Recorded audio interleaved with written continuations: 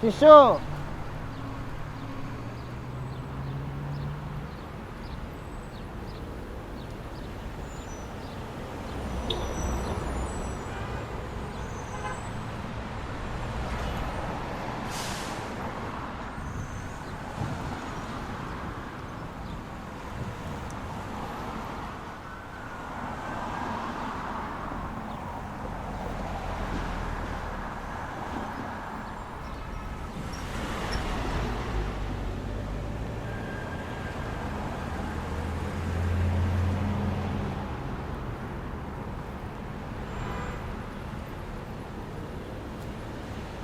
سلام به همه دوستان و همراهان همیشگی خودم.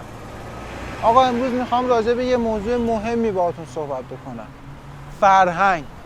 آقا اصلا میدونی فرهنگ یعنی چی؟ هممون کم و بیش باهاش آشنایی ریزی داریم.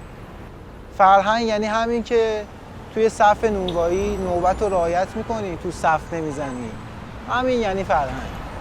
آقا توی جمعی نشستی، بزرگتر فامیل تو جمعه، بهش احترام میذاری، حرمتش رو نگه میداری، همین یعنی فرهنگ. آقا از در که میخوای بری تو، تعارف میکنی، اول شما بفرمایید، اول شما بفرمایید، همین یعنی فرهنگ. تا اینجا که قبول.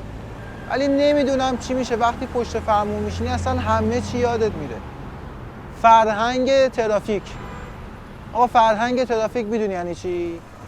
فرهنگ ترافیک یعنی من حق تقدم رو رعایت میکنم یا نمیکنم.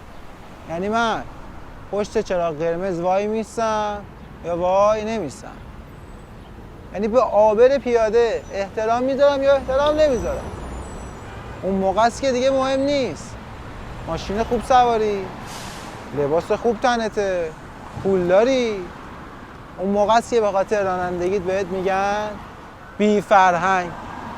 اون موقع است که ترافیک درست میکنی، تصادف میکنی، شهر رو به هم میریزی، اعصاب آدمای با فرهنگی مثل منم میریزی به هم. آقا پس بیاد از این به بعد یه قولی به هم دیگه بدی، با فرهنگ ترافیک آشتی بکنی، قوانین راهنمایی. برو کنار. بله میگفتم نگاه